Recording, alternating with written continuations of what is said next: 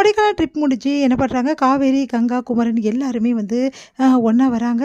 அதை பார்த்துட்டு வந்து காவேரி குடும்பத்தில் அவ்வளோ சந்தோஷப்படுறாங்க. எனக்கு எவ்வளோ சந்தோஷமாக இருக்குது தெரியுமாடி, நீங்கள் ஒன்றா வர்றது, இதை தான் இவ்வளோ நாள் எதிர்பார்த்தேன்னு சொல்லிட்டு சாரதா வந்து சந்தோஷப்படுறாங்க. சரிம்மா நாங்கள் கிளம்புறோம், எங்கள் வீட்டுக்கு அக்கா மாமா நாங்கள் கிளம்புறோம் அப்படின்னு சொல்லிட்டு கிளம்புறாங்க.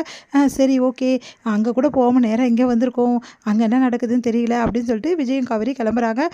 ரொம்ப நல்லது அப்படின்னு சொல்லிட்டு போகிறாங்க. அடுத்து வந்து எங்கள் விஜயும் காவேரியும் பார்த்துட்டு தாத்தா எல்லாருமே வந்து வாங்கன்னு சொல்லிட்டு வரவேற்கிறாங்க. சரி எப்படி இருந்தது ட்ரிப்பு எல்லாமே கேட்டுட்ருக்காங்க. என்னடி சொல்லாமல் கொள்ளாமல் உன் இஷ்டத்துக்கு முடிவு எடுப்பியா, நீ பாட்டுன்னு போயிட்டு எதுவுமே சொல்லாமல் இங்கே என்ன நடக்குது தெரியுமா உனக்கு அப்படின்னோடனே அமைதியாக இருக்காங்க. எல்லாம் அவளுக்கும் தெரியும், நான் எல்லாத்தையும் சொல்லிட்டேன் அப்படின்னு சொல்லிட்டு விஜய் சொல்கிறாரு. எல்லாம் தெரியுமா பார், நீ பண்ண கூத்து வேறு இருக்குன்னு இப்போ புதுசாக ஒருத்த வந்து வேறு கூத்து பண்ணுறான், எல்லாம் தலை எழுத்து அப்படின்னு சொல்லிட்டு பாட்டின்னு வந்துக்கிறாங்க. அடுத்து வந்து கொஞ்ச நேரத்துலேயே வந்து அங்கே வராங்க ராகினியும் வந்து பசுபதியும், அப்புறம் வந்து அஜய், அதுக்கப்புறம் அவங்க அப்பா எல்லாருமே வராங்க. அதை பார்த்துட்டு எல்லாருமே செம்ம டென்ஷனாக இருக்குது. என்னடி சும்மா பார்த்துட்ருக்க, ஆரத்தி எடு அப்படின்றாங்க. உடனே அமைதியாக இருக்காங்க சாரதா. சொல்லிகிட்டே இருக்கேன் அப்படின்னோடனே, எனக்கு அத்தை எடுக்க வேணாம் ஆரத்தி, உங்கள் வீட்டு மருமக, பெரிய மருமக, அவள் எடுக்கட்டும் ஆரத்தி, எனக்கு நான் என் ஃப்ரெண்ட் எடுத்தால் தான் சந்தோஷம் அப்படின்னோடனே அவளும் எடுக்க மாட்டான்னு சொல்லிட்டு தாத்தா சொல்கிறாரு. அதை கேட்டு அதிர்ச்சி அடைகிறாங்க எல்லாரும். எங்கள் வீட்டிலேருந்து ஆரத்தி யாருமே எடுக்க மாட்டாங்க, சரி ஆரத்தி எடுக்கலன்னா என்ன, என் பொண்ணு அதுக்கெல்லாம் கவலையே கிடையாது, நீ போமா உள்ள அப்படின்னு சொல்லிட்டாரு. வரக்கூடாது உள்ள அப்படின்னு சொல்லிட்டு தாத்தா சொன்னோன்னு எல்லாரும் அதிர்ச்சி அடைகிறாங்க. இவளுக்கு இங்கே இடம் கிடையாது, இது விஜய் வீடு, விஜய்க்கு சொந்தமான வீடு, இங்கே யார் இருக்கணும்னு விஜயும் விஜய் பொண்டாட்டி மட்டும்தான் முடிவெடுக்க முடியும் அப்படின்னு சொல்லி சொல்கிறாங்க.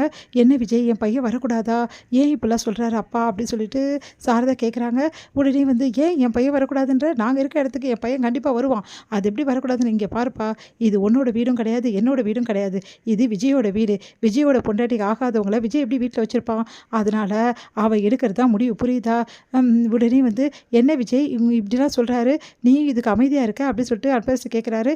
உடனே வந்து நான் எதுவுமே சொல்கிறதுக்கு இல்லை, ஏன்னா வந்து இது பாதிக்கப்பட்டது வந்து நம்ம காவேரி தான், காவேரி என்ன முடிவு எடுக்கிறாளோ அதுதான் அப்படின்னு சொல்லி சொன்னோன்னே எல்லாரும் அதிர்ச்சி அடைகிறாங்க.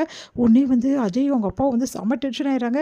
எனது காவேரி எடுக்கிற முடிவா, இந்த வீட்டுக்கு ஒன்றும் காவேரி ஓனர் கிடையாது, அப்போது விஜய் ஓனரில் இந்த வீட்டுக்கு, அப்போ அவன் முடிவு எடுக்கலாம்னு, எனது விஜய் ஓனரா, அப்போ அஜயோட வீடு கிடையாது அது அப்படி சொல்லிட்டு ராகினி சொல்கிறாங்க. அதானே என்ன மாப்பிள்ளை இதெல்லாம் அப்படின்னு சொல்லிட்டு கேட்குறாரு பசுபதி. அது வந்து மாமா அப்படின்னோடனே, இங்கே பாருங்கள், உங்களுக்கு தெரியுமா தெரியாதான்னு தெரில, இந்த வீடு வந்து விஜய்க்கு சொந்தமானது, இவங்களுக்கும் சரி எனக்கும் சரி எந்த பங்கும் இதில் கிடையாது, அதனால் விஜயும் அவங்க பொண்டாட்டி தான் இதில் முடிவு எடுக்கணும் அப்படின்னு சொல்லிட்டு சொல்லிடுறாரு தாத்தா. அதை கேட்டு பயங்கரமாக அதிர்ச்சி அடைகிற பசுபதி, என்ன நடக்குதுங்க அப்படின்னு சொல்லிட்டு உடனே காவேரி வந்து நிற்கிறாங்க. உடனே காவேரியை பார்த்துட்டு, என்னம்மா நீ எதுவும் சொல்ல மாட்டியா, உன்கிட்ட எல்லாமே இருக்குன்னு சொல்கிறாங்களே, என் பையன் உள்ளே வரக்கூடாதா, அதுக்கு கூட எனக்கு வந்து அருகதை கிடையாதா அப்படின்னு சொல்லிட்டு ராதா கேட்குறாங்க. அதுக்கு அமைதியாக இருக்காங்க காவேரி. உடனே வந்து காவேரியை பார்த்துட்டு, இவ எப்படி உள்ளே வர சொல்வா, இவளுக்கு தான் அவங்கள பிடிக்காதே அப்படின்னு சொல்லிட்டு பாட்டியும் சொல்கிறாங்க. உடனே காவேரி வந்து பார்த்துட்டு அப்படியே நிற்கிறாங்க.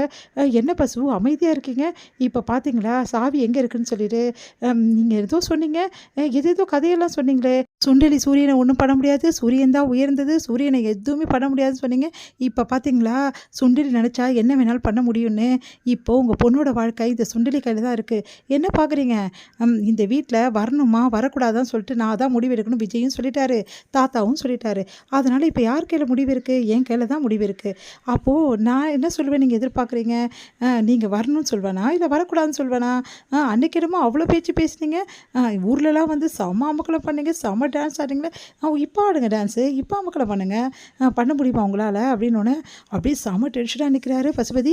இங்கே என்ன நடக்குது எனக்கு ஒன்றுமே புரியல அப்படின்றாங்க ராகினி. அதை கேட்டு வந்து சொல்கிறாங்க நம்ம காவேரி, இங்கே பாரு புரியறதுக்கு ஒன்றும் கிடையாது, என்கிட்ட தான் பொறுப்பு இருக்குது, நான் சொன்னால் தான் நீ வீட்டுக்கு வர முடியும், என்ன சொல்கிற அப்படின்னோடனே அதிர்ச்சி அடைகிறாங்க ராகினி.